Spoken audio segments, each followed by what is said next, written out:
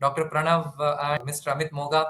I was fascinated by the way it's what they say. It's a LOA, or the law of attraction. So probably I was attracted towards them. Then it was a natural progression. After I joined the Doctorpreneur Academy, I used to attend their Saturday classes, or the Saturday sessions which they have in the evening, 9 o'clock. Then I got new different ideas, and how a setup can be made very easily with limited resources. You can actually grow.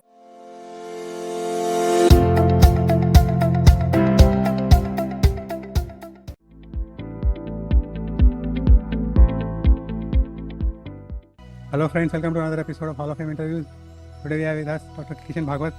He has done his orthopedic residency. He has done his MBBS and senior residency in PH Chandigarh, and after that he worked in some private hospital in Shimoga. After that he went to his hometown Sagar. There he joined his father. The doctor is full of family of doctors. They're all working together, and that is a very interesting thing to have. So welcome and congratulations, Kishan, on this achievement. Thank you very much, sir. Indeed, I'm delighted to be on this platform today. Yeah.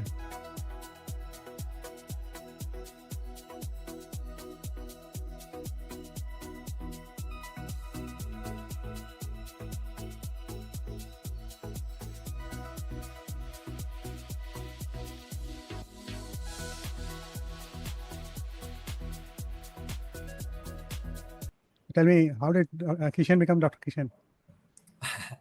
I know that your schooling was also very bright. Yes, I was born into a family of doctors. My father and mother are doctors. Yeah. So since my childhood, my only dream was to become a doctor. Okay. With God's grace, I could top the second PUC, or the 12th standard exams, board exams, as well as the common entrance test for Karnataka in the year of 2003. I topped Karnataka state level, and I got into Mysore Medical College, where my mother also studied. So Mysore Medical College is the place where I did my MBBS. Okay. Then after that, I could crack PGI Chandigarh entrance on the first attempt. Immediately after my internship, I chose MS Orthopedics. I was very interested with bones and the way the joints work, the way they replace the joints and spine and everything. So I was pretty drawn into that department, and I finished MS Orthopedics with flying colors, and I immediately got a senior residency also there. So I finished 2.5 years of senior residency in PGI Chandigarh. And after that, I came back to my hometown. I come from a place called Sagar in Shimoga district of Karnataka. Initially, in the year 2014, I joined a private hospital in Shimoga, where I worked as a consultant orthopedic and joint replacement surgeon. In the year 2020, during the second wave of COVID, I shifted to my hometown, where my father had started a small hospital. We expanded the hospital, and this is the journey as Dr. Kishan Bhagwat. So there are some people who are, doctors' kids who never want to become a doctor, and there are some kids who become a doctor. What is the advantage or disadvantage of being a doctor's son or doctor's family? It's the other way around. Actually, there are advantages and disadvantages. First of all, I was very amazed or very happy when my parents used to come home satisfied. That feeling of satisfaction and gratitude they had in their faces when they came back home, or the feeling of gratitude in their patients. So that was the main driving factor. So they were very happy, even though they were busy. They were very happy in the way they were doing their work. So that was a great motivation. And of course, with busy parents, you actually have less time, but I feel they spent quality time with me, and the culture, the ethos which they put in our lives, that has brought us here. So that's the way. Yeah. Did you encounter some unexpected expectations when you were as a doctor's kid sometime in childhood, or maybe in the college times? Yes, of course, sir, in schools everywhere. But fortunately, I always topped most of the exams. So I did not feel that pressure on me. So that was a good thing. You're also taking some classes on the Veda and some Sanskrit classes, right? Yes. We are ardent devotees of Bhagwan Sri Satya Sai Baba, and we are a part of Sri Satya Sai Seva organizations, which is a spiritual and a service organization which has a motto of love all, serve all, and help ever and hurt never. So we have regular weekly bhajans at our house, Okay. and we have learned the Vedas in a proper way. And I am a certified Veda instructor. So I take classes for free. I teach all the suktams, the Rudram, Chamakam, and all those mantras. We do once a week. On every Thursday mornings, I take free classes. So around 25-30 people attend the classes at our house. Fantastic. Yeah. And we have adopted, my father is the convener of the Satya Sai Seva organizations here. And I was the district youth coordinator for Shimoga district and a state think tank member in the organization. So we have adopted 3 villages in and around Sagar, and we provide free healthcare for them. And we not only about only healthcare, we have adopted the government schools there. We go to the schools, we teach them moral stories and about Indian culture and spirituality also. So that gives a very nice work-life balance to our family. So because a lot of stress of healthcare, of the challenges of being in a private sector medical care, if you have this spirituality background and if you have places to relax yourself and have composed life, that gives a very happy balance which can be brought about. So it will be making things more easier and challenges are very easy. Yeah. We have always believed in one thing: right things happen for right people at right time. You just have to be right. So being right is the challenge. Yeah, very well said. Tell me about your orthopedic journey, how it was, and you did the job for some time. So what was the reason Yes. behind that, and then when did you feel that you are ready for the own setup? Yeah, I finished MS Orthopedics in PGI Chandigarh, one of the premier institutes in India.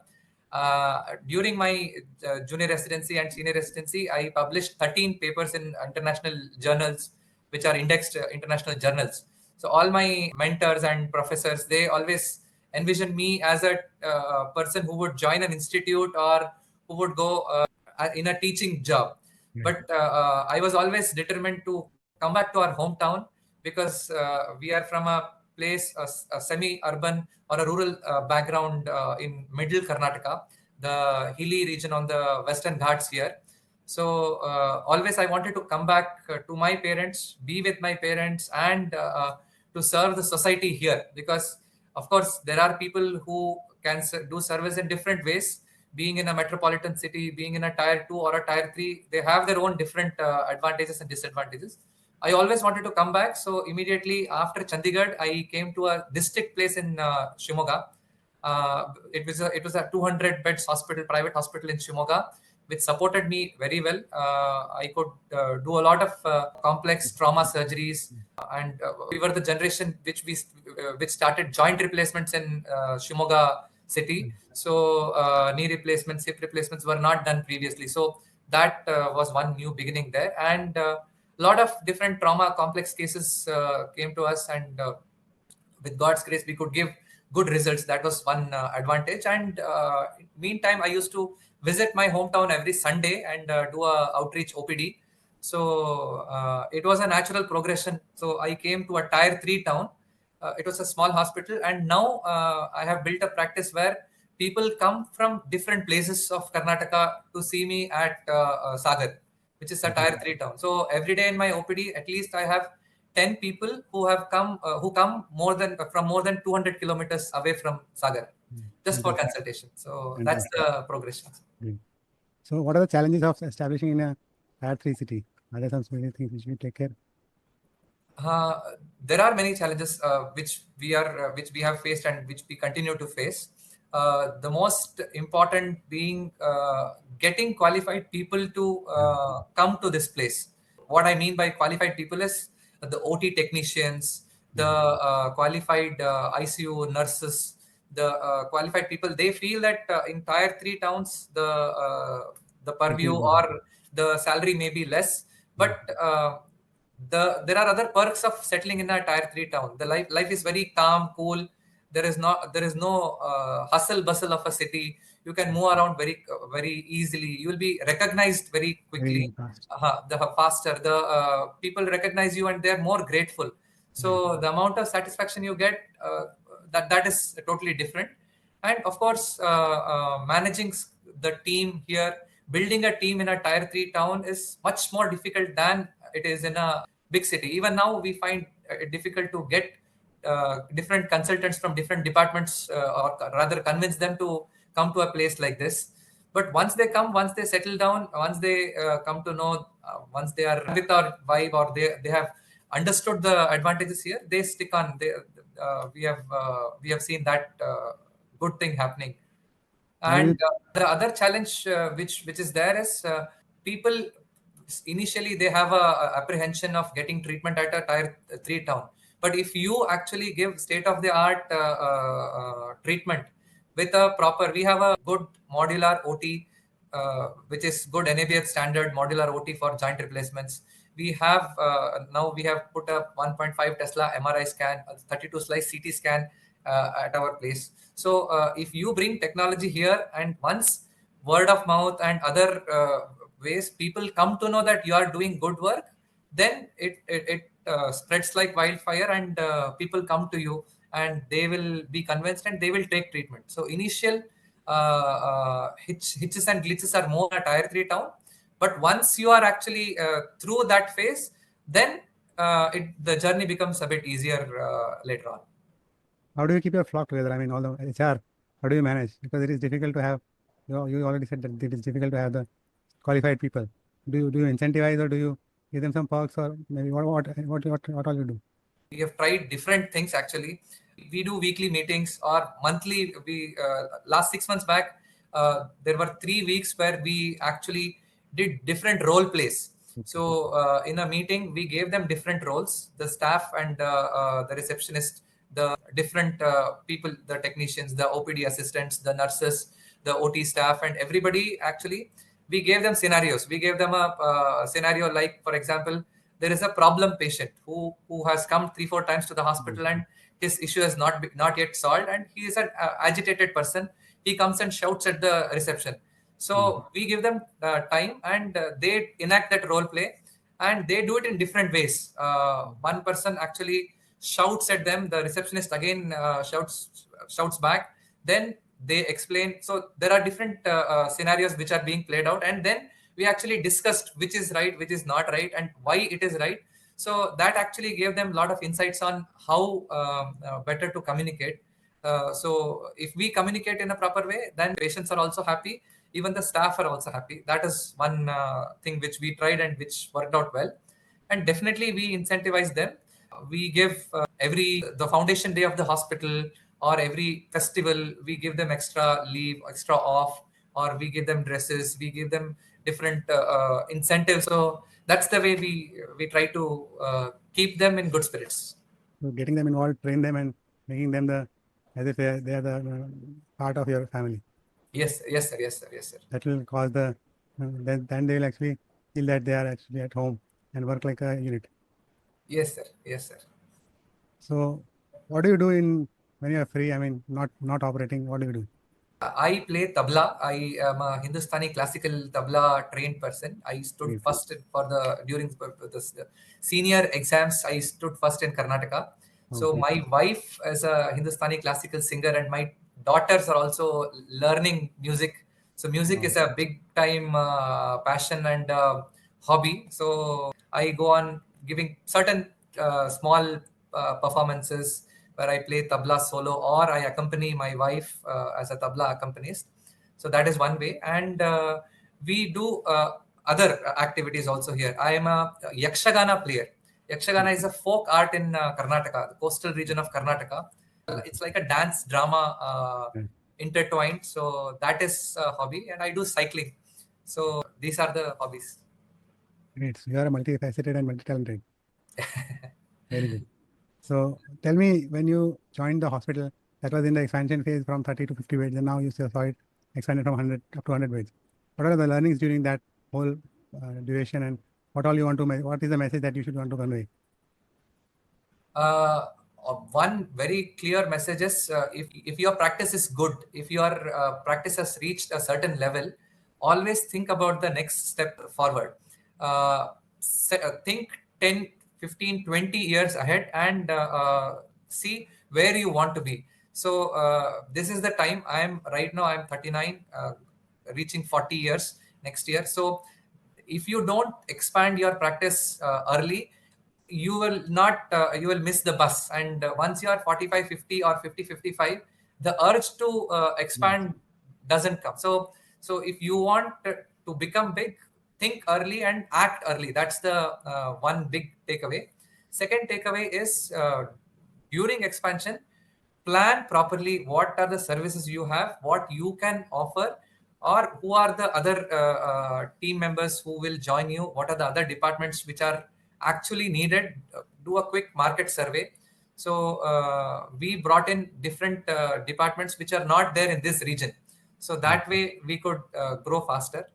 And take professional help. But that was the time when I actually got introduced to this Doctorpreneur Academy, Dr. Pranav and Mr. Amit Moga. I was fascinated by the way it's what they say, it's a LOA, or the law of attraction. So probably I was attracted towards them. Then it was a natural progression. After I joined the Doctorpreneur Academy, I used to attend their Saturday classes, or the Saturday sessions which they have in the evening, 9 o'clock. Then I got new different ideas, and how a setup can be made very easily with limited resources. You can actually grow. So that passion for growth should come from within. So their blueprint actually helped me. And after that, the major turning point was, I was introduced to one day, one video challenge in this Doctorpreneur Academy. So that was a period where all of us were given a task of making one video, starting a YouTube channel, and posting one video every day. So the Doctorpreneur Academy, they gave us different prompts, and they gave us the framework. So without much editing, we actually put out short videos on YouTube channel. Before that, I did not have any significant social media presence, or I did not have a YouTube channel at all. So during this phase, actually, a lot of good things happened. During those 21 days, my YouTube videos were actually received well. My patients actually recognized it. And then I sort of continued the journey, and my YouTube channel has grown slowly but significantly. So that has actually brought me a lot of joy for me, and kind of a selfless service which we are doing. Because a lot of people, I talk about different lifestyle diseases, mainly related to orthopedics. Small changes which you can do in diet, small changes which we can implement by doing daily exercises, lifestyle changes, different posture changes. So simple lifestyle diseases and changes which we can do. So I actually learned a few things from the Doctorpreneur Academy. I took a few courses on how to actually edit videos, on how to make YouTube videos, and that has actually helped me in growing this. Because now a lot of people, maybe around 30% of the people who come to my OPD, they are my subscribers, and they already know that some points, or what are the things to be done during one particular condition, or they actually ask specific questions. They have already seen my videos. So that is a good thing which happened by with this one day, one video challenge in the Doctorpreneur Academy, which has totally changed the way we have approached. And it has also changed the way patients see me, and the image has actually got a upgrade. Yeah, yeah, yeah. So what is the figure right now? It's 268,000 subscribers as it stands today. Fantastic. What a journey. And it's in 2 years. I started in March 2023 was my first video, and now it's April 2025. So in 2 years, 1 month, I've gone from 0 to 268,000 subscribers. So we'll be putting a link below this video, so you can visit his channel and subscribe and get a lot of value from that. And you are also, most of the material which is put on your website is, your YouTube channel is in vernacular language, right? Yeah. Because that is very important. That actually gives a connect to the people around. That has actually benefited me in 2 or 3 ways, because Kannada is my mother tongue. So I can communicate better in Kannada to my patients. And that is also reciprocal, because I speak to people in Kannada, the people around, in and around this place, and people from different districts of Karnataka, they are my target audience. So I am very happy to say that I have patients in all districts of Karnataka. Rather, they come to me to Sagar. I have people coming from 500, 600 kilometers from different places of Karnataka just to see me, because by seeing these YouTube videos, they have developed a trust. They talk to me as if they have known me since 10 years, 15 years. So that's a good thing. The trust is already there. So of course they believe in you, and they will even the conversion rate for surgery has also increased. So as a doctor, if you are able to develop that trust factor in your patients, so you have achieved a lot of things. So that way your patient, half of his problems actually get solved when a patient trusts you. You also are a quantum member, right? You Yes, got sir. support from the buying the instruments and all those. Yes, because I am a quantum member of the Doctorpreneur Academy. I am part of their core group where they provide services, they provide help in procuring different equipment for the hospital. So during our undergraduate and postgraduate days, we are taught about how to become a doctor or how to treat patients rather. We are not taught about how to build a hospital, how to manage a hospital, how to increase patient footfall, how to procure or how to do HR, how to communicate with your team members, what are the leadership skills which are required as a doctor. So all those things which I personally thank the Doctorpreneur Academy for giving me these important qualities which are actually very much required in a doctor, today's doctor, especially in a private setup, and who is actually aspiring to build his or her own practice. So, with the Quantum membership, Mr. Yuval Shah, part of the Doctorpreneur team, he actually helped us a lot in negotiating and finalizing the equipments, especially the MRI and the CT scan machines, which are very high investment machines. So, even 2%, 3%, 4% bargained in that is a huge amount of money. So that is actually a very good thing, which it came at the right time because we were into investing into different equipment, and that was a very good choice. What are the marketing strategies you have evolved or developed in your hospital? Because initially your father was there in the command, so he might not be more digital marketing. Now, what is your what is your strategy? Yeah, I have a full time, because I run a YouTube channel now. I have a full time person who takes care of the editing of my YouTube. So he also takes care of the. He's a full time employee of the hospital, and he also takes care of the Facebook marketing, and also we have different WhatsApp groups. So he also takes care of that, and digital marketing is one. And now, 2 years back, the hospital which was established by my father, completed 40 years. So during that 40-year celebration, we did different events. So that was actually a good thing. Every week, in a span of 2 months, we actually had one event every week. So we started with a walk for good health walkathon. So around 300 people gathered here, and we, with placards and with proper decorum, with health education, we went through the town, and walkathon was a good success. That actually gave us a lot of positive social appeal, which has to be done by a hospital. And then we arranged a blood donation camp on one weekend, and one weekend we arranged a free camp for the municipality workers here. So the class 4 employees who work in the municipality, we honored them. We called their families and all the workers to the hospital. We gave them a free health checkup, and we honored them, and we gave them free clothes. So that was well received. And on one weekend, we went into the police station. We got together all the police personnel, and we taught them how about preventive health, about how to cope up with stress in their life, how to be healthy. We gave them a talk, and we gave them a free health checkup. One day was for geriatric camp, one day it was for women health, and one day it was only for the auto rickshaw drivers. So all these activities during a phase of 8 weeks. So that gave us a big push, and the 40th year of the hospital was the celebration was a grand success. Rather than one single event, we chose to do it in every weekend for 8 weeks. So a lot of people could come into the hospital, see the hospital, the changes which are there in the hospital. So that was one good marketing strategy which has worked. It is actually the positive marketing that you're doing. Yes, sir, yes. Engaging people from various areas which are routinely neglected, and they're not, कोई पूछता ही नहीं उन लोगों को.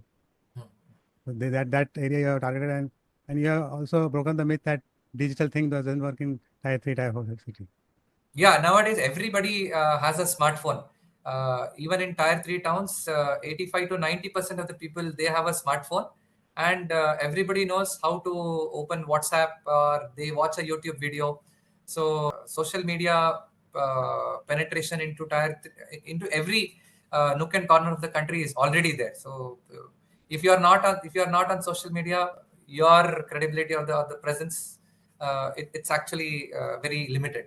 You are a very busy doctor, and how do you take out time for your kids and family?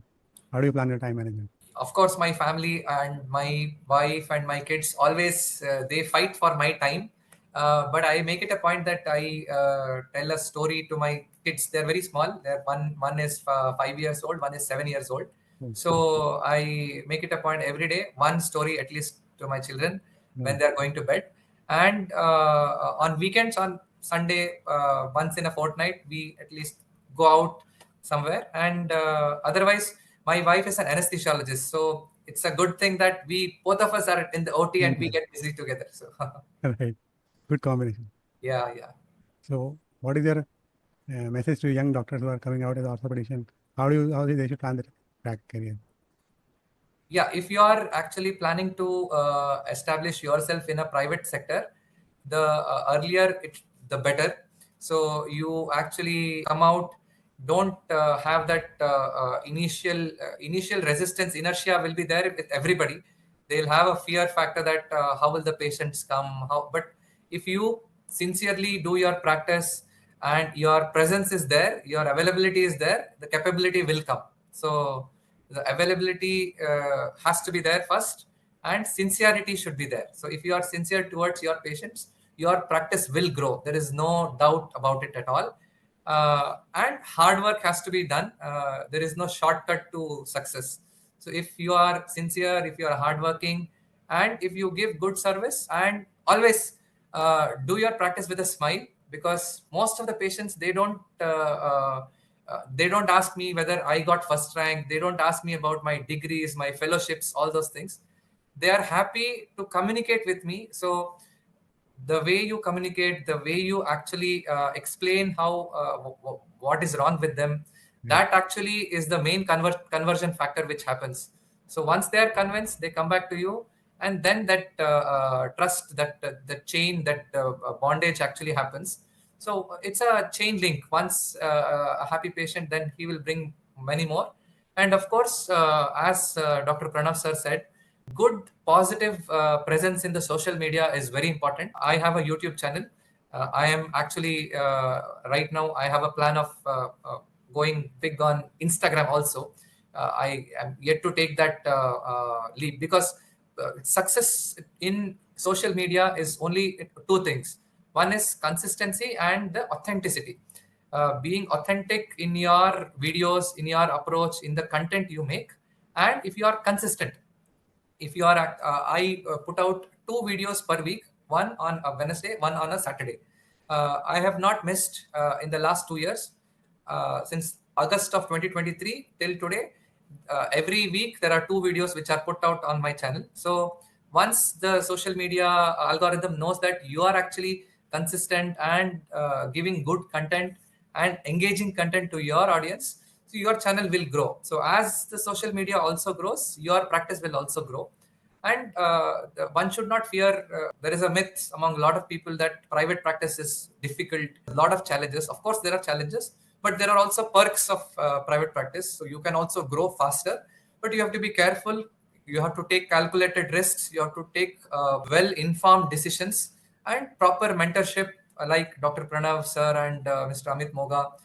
With Dr. Pranyar Academy's guidance, one can definitely have a good, successful, happy career as a doctor. Thank you, Kishan. Thank you for your time and your good words. You are a bright star of Dr. Kishan Academy.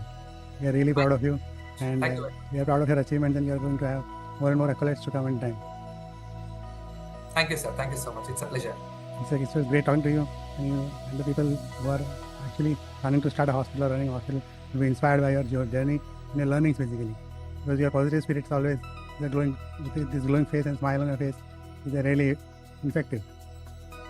Thank you, sir. Thank you. Thank you for the time.